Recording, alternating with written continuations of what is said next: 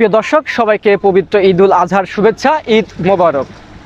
পবিত্র ঈদুল আজহার উৎসবে ঝিনাইদহ জেলার মহাসড়কগুলোতে বিশেষ করে তরুণ যারা আছেন, ঈদের ইমেজকে একটু উপভোগ করতে ব্যাপক আকারে বেপরোয়াভাবে চলছে এই বাইক রাইড।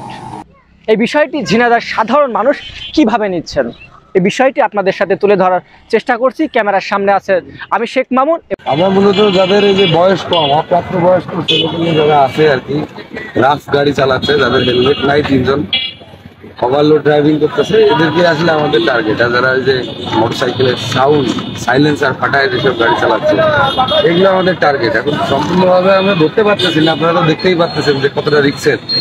আমাদের দেখলে উল্টাপাল্টা মারতেছে, অ্যাক্সিডেন্ট হওয়া করতেছি। থানা পার্টি এবং ট্রাফিকে আরেকটা পার্টি টার্মিনালে অভিযান চালাচ্ছে বাইপাস সড়কের মাথায়।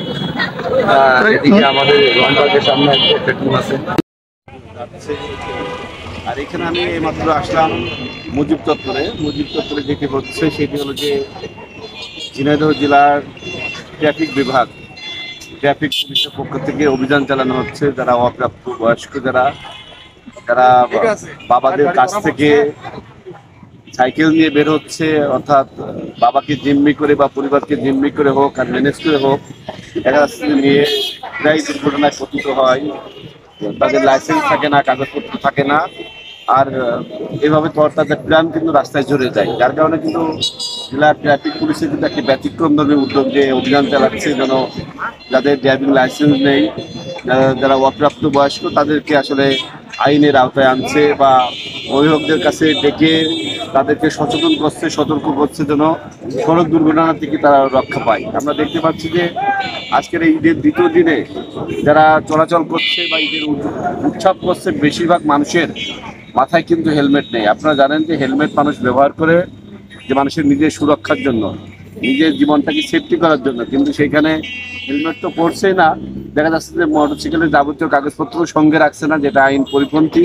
এবং দেখা যাচ্ছে যে 12 বছর 14 বছরের যেগুলো কিশোর আছে, এইসব কিশোররা কিন্তু বাবা মার কাছ থেকে মোটরসাইকেল নিয়ে, বাইক দিয়ে কিন্তু এত স্পিডে গাড়ি চালাচ্ছে, অর্থাৎ 80, 90, 100, 120 পর্যন্ত তারা উঠাচ্ছে। যা এখন আমরা দেখি যে প্রতি ঈদেই আমাদের ঝিনাইদহ চুয়াডাঙ্গা মহাসড়ক, ঝিনাইদহ কুষ্টিয়া মহাসড়ক, ঝিনাইদহ মাগুরা, ঝিনাইদহ যশোর মহাসড়কে প্রায় ছোটোখাটো দুর্ঘটনা, বড় দুর্ঘটনায় এবং কিন্তু প্রাণ হারায়। আর প্রাণ হারানোর কারণে আপনারা জানেন যে যার যায় তাই তারা কিন্তু আসলে টের পায় যে শোকের মাধ্যম এবং কোল থেকে যদি একটা বাচ্চা চলে যায়, সেক্ষেত্রে যে বেদনা, যে স্বজন হারানোর যে বেদনা, কষ্ট, তখন কিন্তু তারা সেই কষ্টটা কিন্তু ফিল করতে পারেন, তারা অনুভব করতে পারেন। কিন্তু তার আগে যে মোটরসাইকেল দিলে অ্যাক্সিডেন্ট করতে পারে, মারা যেতে পারে, এই জিনিসটা নিয়ে আসলে কেউ ভাবে না। জেলা ট্রাফিক পুলিশ এরকম সতর্ক এবং সচেতনতা উপলক্ষে যে কাজ করছে, আসলে আমি সাধুবাদ জানাই।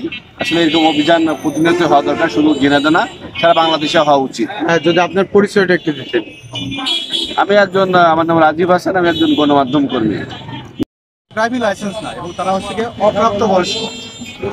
এই যে অপ্রাপ্ত বয়স্কর কারণে কিন্তু তারা কিন্তু প্রায়ই কিন্তু রাস্তায় কিন্তু অ্যাক্সিডেন্টের মতো দুর্ঘটনা, এবং আমরা দেখি যে হাসপাতালে গেলেই কিন্তু কারো হাত নাই, কারো পা নাই, মারাত্মক অ্যাক্সিডেন্টে পরিণত হয়। সেই দিক থেকে যারা ট্রাফিক পুলিশে উদ্যোগ নিয়েছে, এই উদ্যোগটা আমি সাধুবাদ জানাচ্ছি।